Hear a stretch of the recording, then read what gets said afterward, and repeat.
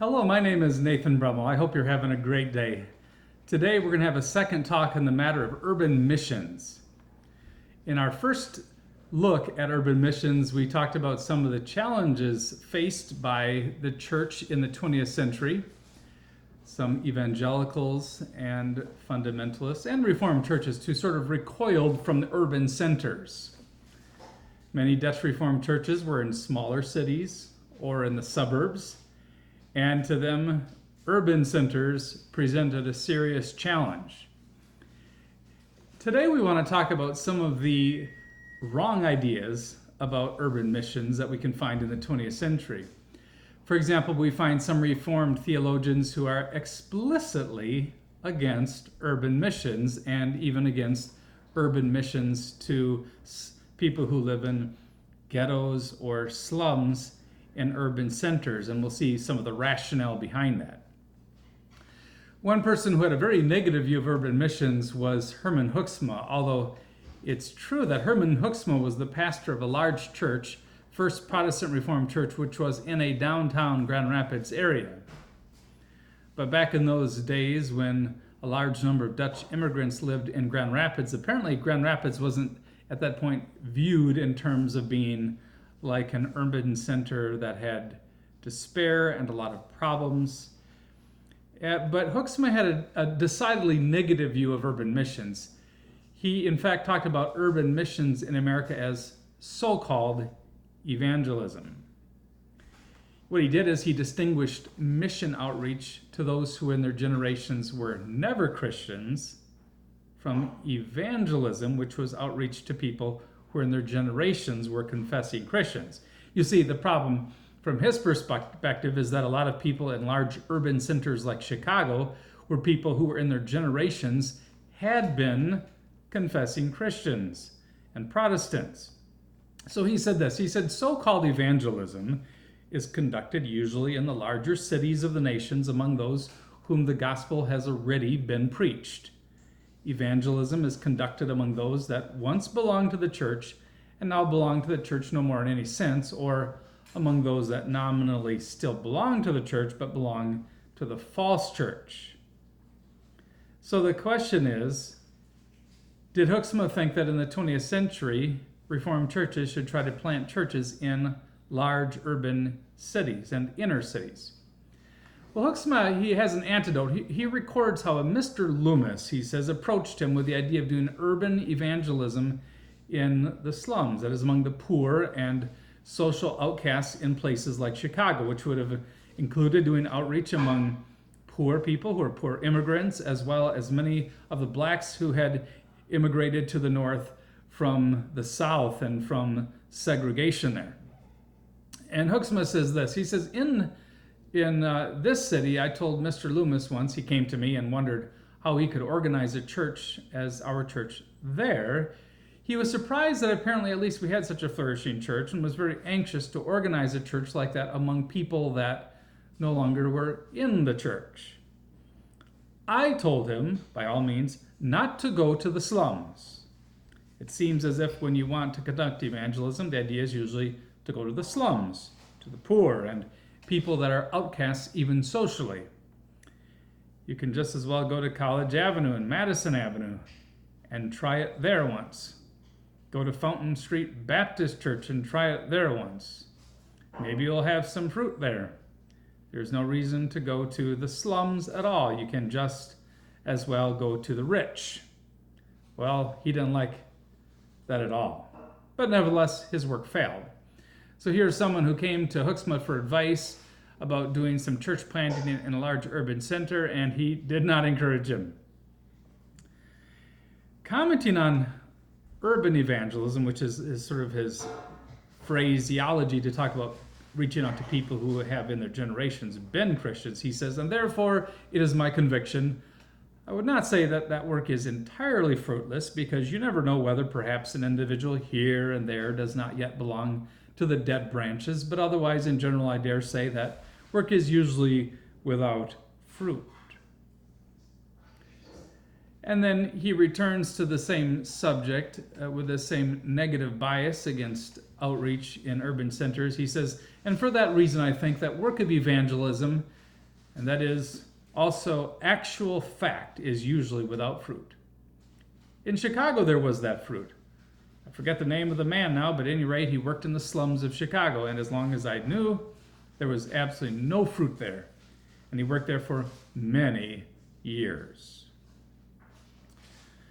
So Hoeksema has a very negative view of doing outreach in urban centers, especially urban centers that have ghettos or have just serious economic problems. Now, I know that the word ghetto has even become controversial. Now, Hoeksema bases this negative analysis of the effectiveness of urban evangelism on the doctrine of the cut-off branches from the Apostle Paul's teaching in Romans 11. Now, of course, in Romans 11, the Apostle Paul is talking about how God does cut off families and clans in their generations. And then also Paul talks about how he takes Gentile branches that don't come from a domesticated olive tree. He takes those wild olive branches, and in families and generations, he grafts them onto the covenant people. And so, of course, Hoeksema is dealing with a reality that it is true that God does punish, as the Bible says, wicked men who don't worship God rightly to the third and fourth generation. And he's also recognizing the fact that God does show his covenant mercy in generations, even to 1,000 generations of those who fear him. So what Hoeksema is saying is that, well, if you're doing urban missions among people who in the generations have fallen away, then it's going to be tough work.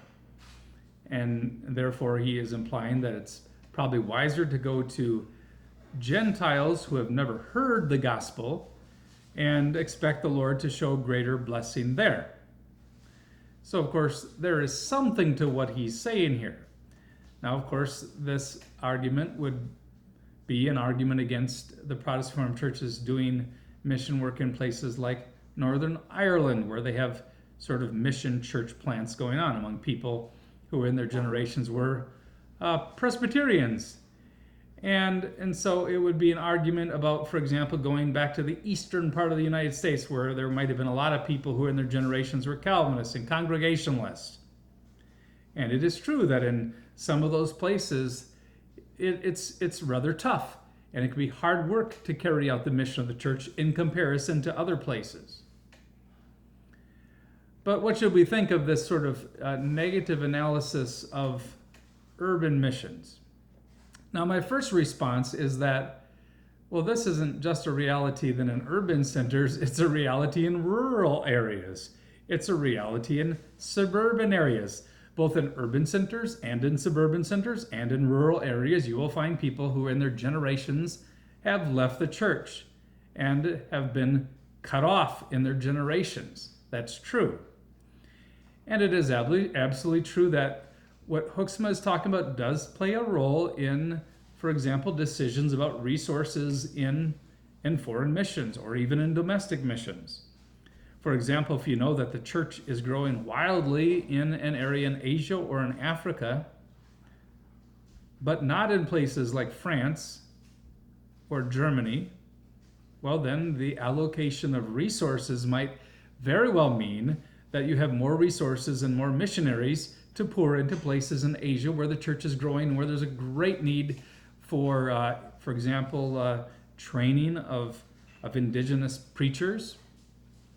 And so there's, of course, something to this. There are places that are hard soil for the gospel. But it seems to me the argument falls short because, of course, we have people in rural areas and in the suburbs, too, who have stopped going to church. Instead, it almost seems like there's a bias against urban centers on Hoeksema's part, partly because of the poverty and all the various challenges that one faces in church planting in urban centers. So Herman Hoeksema is quite negative about the possibility of there being successful outreach in urban centers. Now, what Hoeksema is saying here, though, raises a couple of questions. The first thing is this principle legitimate? Are there some people groups who, for historical reasons, will prove to be unreceptive to the gospel? And Christian history certainly indicates that this can be the case. There certainly is a difference between trying to plant a church in Germany, France, or Great Britain compared to doing mission work in Ghana, the Philippines, or South Korea. God does judge people in their generations. That's true. A second question is, how does this principle inform mission or evangelistic methodology? Certainly the fact that certain cultures or people groups as a whole turn away from the gospel and are hardened in secular atheism or in Islam should inform missionary strategy. But the principle that Hoeksema has in mind cannot be understood in a simplistic way. If that was the case, then the Protestant Reformed churches, for example, should not be involved in mission work in Northern Ireland or trying to do outreach in places like Wales. And in fact, there are many people even in the suburbs who have fallen away in their generations. Does that mean then that one should sort of tone down or not attempt to reach out to these people? And on the other hand, too, we find that God does often show mercy to those who are in their generations were covenant breakers. Just look at the Bible. Look at the Old Testament. God did that then, and God is supreme, of course, in salvation. Martin Mansma has a more optimistic view of the conversion of covenant breakers. He uses the example there of how in the Bible God was so long-suffering towards the children of wayward Jews in the Old Covenant. He says the people of Israel often transgress God's covenant. Sometimes they were well-nigh completely idolatrous. Yet God speaks to them and bids them return. He still has a claim on them. Their little ones, children of these wayward, unbelieving, covenant-breaking Israelites, God sometime had mercy on. And so I think that's possible too here, of course, in the United States. There are people in our country who are fallen away in their generations, but then the question is, well, then who also are you going to rule out? Are you going to say that people who are members of Roman Catholic churches are included in this? What about people who come from other groups? Either way, Christians have a calling to bring the gospel to all of their lost neighbors. And God is also, of course, gathering his church in urban centers as well. That's also a concrete fact. The reality is that Hoeksema is playing wrong in saying that somehow churches are not effective and missionaries who labor in urban contexts don't see any fruit. There is that fruit, not only around the world in massive urban centers, places like Mexico City, places like Manila, Beijing, but also in Chicago and New York and LA. D.H. Walters agrees that in outreach to covenant breakers, well, their missionaries can even talk about the covenant and the implications of that as they address people who had grandpas and grandmas, for example, who were godly and who had raised their children in the fear of the Lord, even though later on their children fell away. I think that in the case of Gentile Christians who have in their generations apostatized from the faith, we can't make appeals to the Old Testament in a wrong sort of way. God remains sovereign, and he retains the right to save whomever he wants.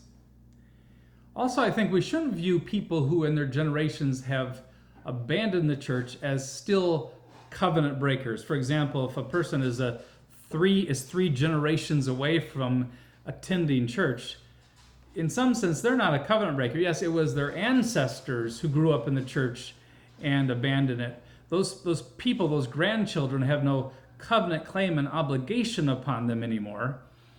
And now, it's true they had a grandpa who feared the Lord and a grandma who feared the Lord, and there's more light as a result of that if grandpa and grandma witnessed to them. But if they never even grew up going to church, of course, we need to approach them like we would approach anyone else. So we ought not to view the grandchildren of grandparents who left the faith and thereby led their family out of the church as covenant breakers. It was the grandparents who were the covenant breakers. Their grandchildren never even received baptism. They never grew up within the historical administration of the covenant. And therefore, we should view them as people who are lost, of course, and the objects of outreach. Now, another reason why what Hoeksema says about urban missions is just pure folly is because when he thinks of the city, he's thinking of slums often. But remember, our large urban centers aren't just slums. And there's all kinds of areas where, maybe they're, in fact, of course, there are some areas that are very economically well-doing. There can be inner cities like in Chicago where along the lakefront, it's a place of great business and wealth. You have some very wealthy areas of the city. Yes, you have some that are in the middle, and then yes, you have some that are poor. But the reality is that people in America from rural areas and from the countryside are moving to the city. It's where the people are. And also, we can't come up with a simplistic sort of description of who lives in an urban center because the nations have come to our cities. Our urban centers have people from all different nationalities living, whether it's in the rich districts or in the poorer districts. And all of these areas are places where the church needs to engage in outreach. What I'm getting at is that there's been a massive shift to the city. In the 20th century, perhaps people could be naive yet and not realize the fact that in the 20th century, they were in the midst of a massive population shift from farms and villages to cities. In just the decade of the 1980s, worldwide, 1 billion people migrated to urban centers. At the beginning of the 20th century, there was one city, only one, that had 5 million people. At the beginning of the 21st century, there were 65 cities over 5 million. Now, it's true that in some of the cities in Western Europe, populations can be declining, but in the two-thirds world, there's a massive population explosion. There's all kinds of young children, and this is fueling urbanization. Go to China and be astounded at the number of cities with populations over 1 million. Immigration is playing a large role in the growth of urban centers. Walk around Manhattan and look and see all of the different nationalities that are present in that urban center. As I speak, London has a Muslim mayor. Large numbers of Muslims have immigrated to England and to the urban centers especially. Large numbers of North African and Middle Eastern immigrants have moved into the centers of London, Paris, and Berlin. In fact, by 2010, 13 million Muslim immigrants had moved into countries in the European Union. In 2010, 110,000 Muslim immigrants lived in Berlin. In fact, most immigrants relocate in urban centers. Now, it's true that you can go to small-town Iowa and small-town Minnesota, and you will be struck by the presence of Hispanics who have immigrated within the last 10 years. You might also find some Hmong or Laotian communities in small towns in Minnesota, but immigrants, as a rule, relocate to urban centers. That's where they find jobs. Los Angeles, California has grown through legal and illegal immigration from Mexico and Central America. Now, 1 out of 10 residents in Los Angeles County is an illegal immigrant. Mass immigration movements are contributing to the massive shift to the city like the world has never seen. Now, one thing that's very encouraging for Christians is that newcomers to the city can be open to evangelical Christianity. They can be exposed to the Christian faith in ways that never could have happened in the past. Muslim immigrants from the Middle East suddenly are living next door and working with confessing Christians. In their home country, confessing Christians might have been incarcerated or executed. Also, Hispanics who grew up in Nominal Roman Catholic environs in Central America and Mexico suddenly are around, maybe even working for evangelical Protestants. In the two-thirds world countries, many migrants live in very difficult situations, and the very present reality of all of their needs encourages Christians to bring the gospel with deeds of mercy. So God is a God who loves to gather his people out of urban centers as well. In fact, if the great population centers are in our urban centers, then that is where Christ wants us to proclaim the message of his kingdom. And now, while Huxma was kind of down on outreach to people, especially who are in poor parts of the city, let's be reminded of the fact that our God is a God who loves to show mercy upon those who are the poor and despised of this world. God loves to display the astonishing nature of his grace by electing and choosing not people who are the rich and famous of this world, but the poor, in order that no man would glory in his presence. Also, God likes to take people who are all busted up and broken because of sin and their lives ruined in all kinds of different directions, and then to display the power of his grace by saving such an elect sinner and then transforming them so that the husband stops drinking all their money away. So suddenly dad is concerned about his children learn how to read so they can read the Bible. So that dad suddenly wants to work hard to provide for his family. So God does love to show mercy to those who are poor and despised for these reasons. So that's all the more of the reason then to engage in outreach to the urban poor. Now, Roger Greenway, when he talks about urban missions, he uses three different phrases to describe the biblical portrait of cities. He talks about the cities that might have been, the cities that are, and the city that will be. Now, by the cities that might have been, he's making the point that if the fall had not occurred, the world would have become an urban world populated by holy descendants of Adam and Eve. Without a fall, man would have developed culture at an amazing rate for the glory of God. Music and technology would have been developed for the glory of God and the welfare of mankind. So that cities in such a perfect world would have been God-centered cities where God lived in sweet communion with his covenant sons. Those are the cities that might have been, but such was not the will of God. Instead, God ordained that in order to glorify his grace, he would ordain the fall. He ordained that as a result of man's sin, we would experience the cities that are. So Greenway talks about the cities that are. Those are the kind of cities that we see.